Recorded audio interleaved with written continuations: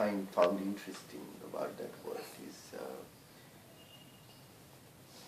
it has an informal journal-like quality. The fact that none of the works are framed itself, adds to that. And it's all arranged in a kind of a grid, so it has a possibility of expanding left, right, top, bottom in any which direction. You can imagine that this work will be added on to later. The fact that it has a journal-like quality is that each one is like a brief idea or a comment, something which is very instantaneous, and then you move on to the other one. So it has, what Chanchal was thinking over a period of time. I can almost sense that there is cross-cultural references, there is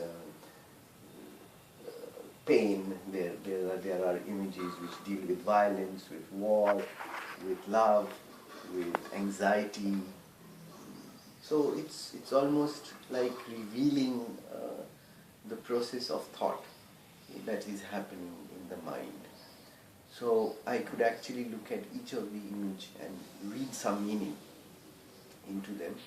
And it's also possible to see the whole thing together as an assortment of little thoughts and ideas that is building the whole, which I think is a very successful method of making a journal as a visual presentation. And as a visual presentation, it has a certain presence which is both very personal as well as something which is a lot more general. So the personal and what is general comes together in this grid format quite nicely. And so I was quite interested in looking at each an individual image, and I could see a lot of references. For instance, there are references to contemporary art. There's reference to the city, to the place where Chanchal is living now.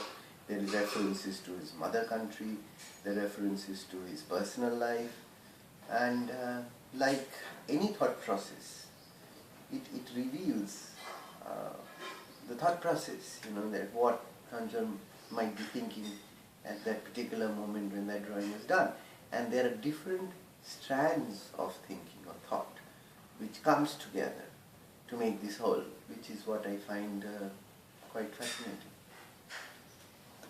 What about the Vartik here, and you're talking about that time also very interesting about. Yes, there is that. And also the mother in goddess. Work, you have that elephant, and I see that you have appropriated that elephant image, but not so much.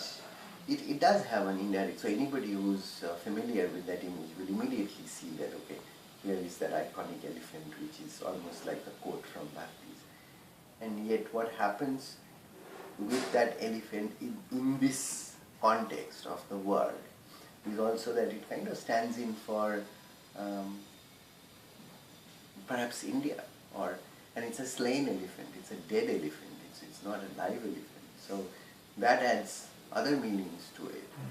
And obviously you're living in a society which is very anxious, which has a lot of violence on an everyday platform, and I see lots of references to that. The gas mask is the most obvious one, but there are other much more subtler references to that violence and anxiety. And yet, like any human life, it does have its moments of tenderness, it does have its moments of love, of the sort of finer sensibilities.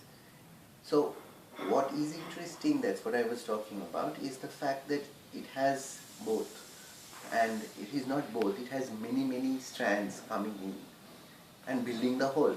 Like a man's thought process, you are not necessarily thinking in a linear way. Your thought process always incorporates many different tendencies, sometimes things even which are contradictory to each other. And the work seems to hold it all together. and yet becomes one word, One word. with the possibility that it can expand in any direction. Yeah. You know, because you've chosen the grid structure, Yeah. it can actually expand. So That's it true. is, that is why the reference to a journal, like pages from a diary, immediately comes to mind when I saw that work for the first time.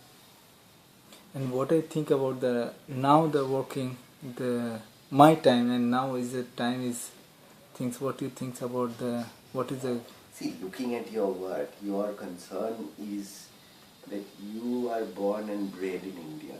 Your parents have migrated from what is now Bangladesh. Now you as an adult make a conscious choice to live in Israel, where your wife hails from.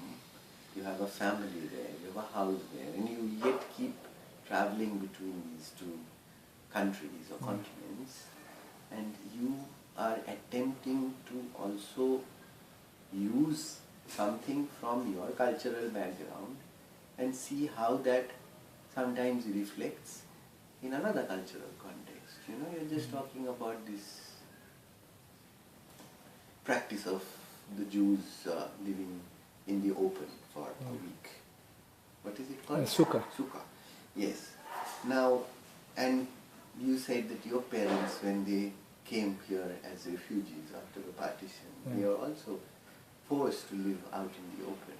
And Sukkah refers to the flight from Egypt and the dispersal of the Jews, and it's a remembrance of their past, that a whole community of people became emigrants, migrants forever, for hundreds of years. They spread all over Europe from their, place of origin, because they were chased out of their motherland. Whatever.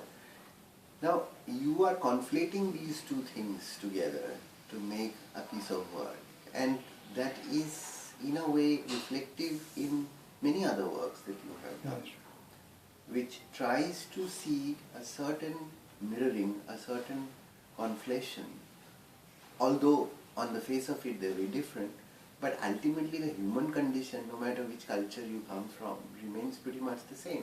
So in a way, despite all the differences, you are not really making a comment on Israeli-Palestinian politics. You are making a comment on the human condition and the tragedies that ensues if you live in a society which indulges in war, in violence, and you are not necessarily pointing a finger at who's to be blamed and how it all started and all that kind of thing, which is what a lot of people, a lot of artists have commented on. But I think you are looking at it with slightly more distanced philosophical way of looking at life, that everywhere we go, more things change, the more things seem to remain the same. Yeah. But also at the same time I'm looking at how we can think also the two meanings, there is all the time I work also there is a two meaning of the works. Yes, one can read something very deeply political into the work. Yeah. And it is possible, your work allows for that reading. But it's also possible to read this kind of philosophical take on life, that like the famous French saying that plus ça change, plus ça même chose. That more things change, more it remains the same. And that happens to humanity. It's not country specific, it's not culture specific, it is not religion specific, it is human specific. Okay.